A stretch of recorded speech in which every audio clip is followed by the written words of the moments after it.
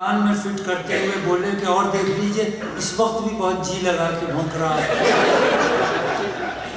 ان کے چوکیدار کی زبانی معلوم ہوا کہ وہ رات بھر اپنی ہیئرنگ ایڈ لگا کر کان سے سنتے ہیں کہ ہمارا کتا بھونک رہا ہے یا سو گیا ہے۔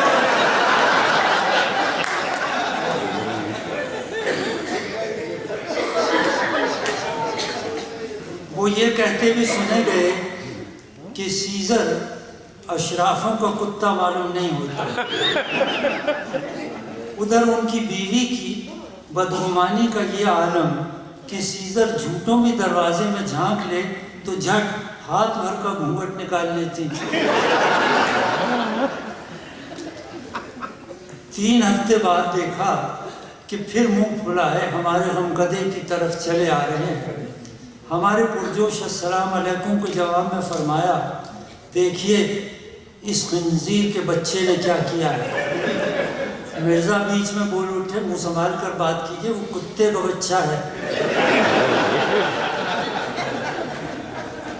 اس حملہ معترضہ کے بعد ہم بھی کچھ سخت بات کہنے والے تھے کہ مرزا نے، جو اس وقت ہم سے لوڈو کھیل رہے تھے، ہمارے کوہنی مار کر اپنی چھجے دار بھوم کی جنبش سے خواجہ شمس الدین کی بائیں ٹانگ کی طرف اشارہ کیا جو گھٹنے تک پائنچے سے بے نیاز تھی۔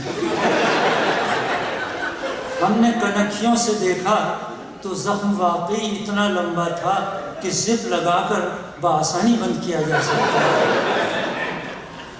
ندامت اور انسانی ہمدردی کے جذبات سے مغلوب ہو کر ہم نے پوچھا، کیا کتے نے کاٹا ہے؟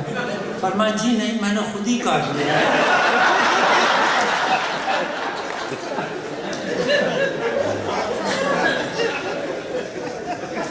چھوڑ کر پڑھتا ہوں، بہت دیر ہو رہی ہے۔ مگر ایمان کی بات یہ ہے کہ ہم نے سیزر کو کبھی کسی غلط آدمی کو کاٹتے نہیں دیکھا۔ مرزا کو اللہ نے حد درجے محتاط اور رحمی طبیعت عطا کی ہے۔ ہمیں یقین ہے کہ انہیں آب حیات بھی پینا پڑے تو بغیر ابالے نہیں پیئیں گے۔ اسی وجہ احتیاط کے باعث انہوں نے سیزر کے آنے کے بعد ہمارے ہاں آنا جانا کم کر دیا۔ پروفیسر عبدالقدوس مرزا کو طرح طرح سے سمجھانے لگے کہ کتا بڑا بے نظیر جانور ہے۔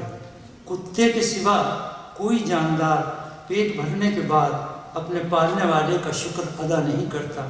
غور کرو، دمدار جانوروں میں کتا ہی تنہا ایسا جانور ہے جو اپنی دم کو بطور آلہ اظہار خلوص و خوشنودی استعمال کرتا ہے، ورنہ باقی مادہ گنوار جانور تو اپنی پونچھ سے صرف مکھیاں اڑاتے ہیں۔ دمبا یہ بھی نہیں کر سکتا۔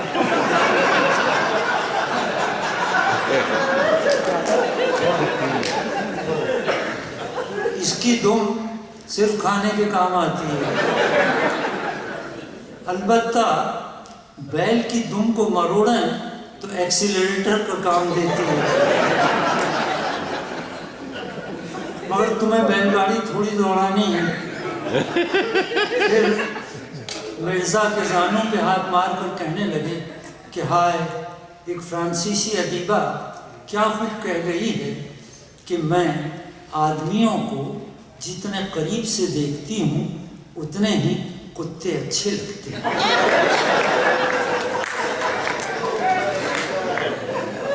پھر لہجہ بدل کر بولے کہ کتوں سے ڈرنا بڑی نادانی اور بزدلی ہے، خصوصاً ولایتی کتوں سے۔ پھر مرزا کا ڈر نکالنے کے لیے انہی کی کھچڑی سر کی قسمیں کھا کر یقین دلایا کہ انگریزوں کے کتوں کے دانت مصنوعی ہوتے ہیں، کھانے کے اور کاٹ کھانے کے اور۔ میں 3/4 چھوڑ کر 1 سے 1/4 آپ کو سنا رہا ہوں۔ کتا پالنا تو ایک طرف رہا، کتوں اور پروفیسر قاضی عبدالقدوس کے باہمی تعلقات کاٹنے اور کٹوانے کے کامیاب تجربات سے کبھی آگے نہیں بڑھے، ورنہ ان کا علم الحیوانات اس حد تک کتابی یعنی ناقص ہے کہ ہمارے بچے جس دن بازار سے طوطے کا پہلا جوڑا خرید کر لائے تو ان سے دریافت کیا، چچا جان ان میں نر کون ہے اور مادہ کون سی؟ فاضل پروفیسر نے 4-5 منٹ تک سوال اور جوڑے کو الٹ پلٹ کر دیکھا، پھر بہت محتاط انداز میں فرمایا، بیٹا یہ بہت طوطا چشم جانور ہوتا ہے، ابھی 2-3 مہینے اور دیکھو، دونوں میں سے جو پہلے انڈے دینا شروع کر دے وہی مادہ ہوگا۔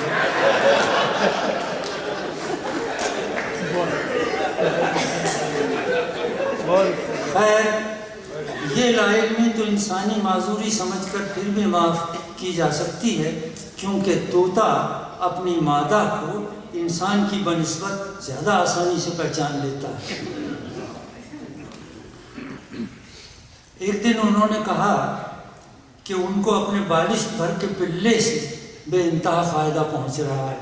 مرزا نے کہا ذرا کھول کے بات کرو۔ بولے اب تم سے کیا پردہ، کتے کو روزانہ گوشت چاہیے، اور یہ ہم پر کتا پالنے کے بعد ہی منکشف ہوا کہ پہلے ہمارے گھر میں روزانہ گوشت نہیں پکتا تھا اور ہم بناسپتی زندگی بسر کر رہے تھے۔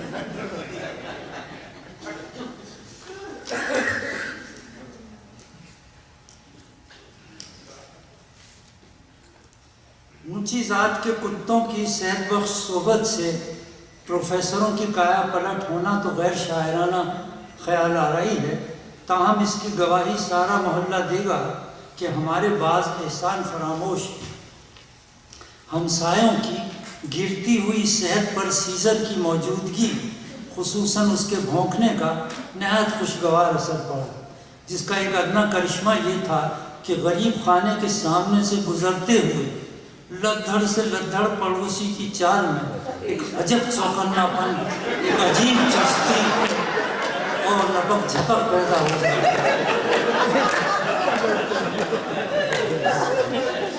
سیزر منٹوں کا فاصلہ لمحوں میں طے کروا دیتا ہے۔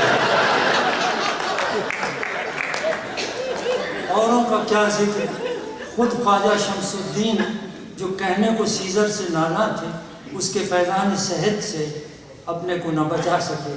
سیٹھ صاحب موصوف کم و بیش 15 سال سے لو بلڈ پریشر کے لاعلاج مریض تھے، لیکن ہمارے پڑوس میں آنے کے 3 مہینے کے اندر نہ صرف یہ کہ ان کا بلڈ پریشر بڑھ کر نارمل ہو گیا، بلکہ بفضل ہی اس سے بھی 15-20 درجے اوپر رہنے لگے۔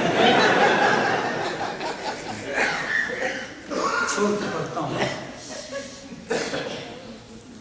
سیزر ہی کے دمخم سے 8-9 سال تک ایسی بے فکری رہی کہ کبھی تالا لگانے کی ضرورت محسوس نہ ہوئی۔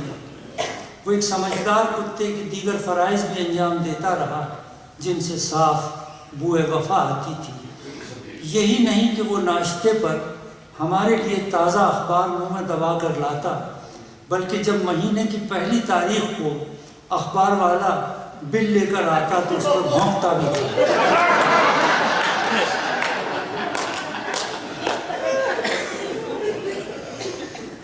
اور ایک منہ میں اخبار لانے پر ہی موقوف نہیں، وہ تو کہیے ہم نے خود 2-3 دفعہ سختی سے منع کر دیا، ورنہ وہ تو ہمارے لیے توست بھی اسی طرح لا سکتے۔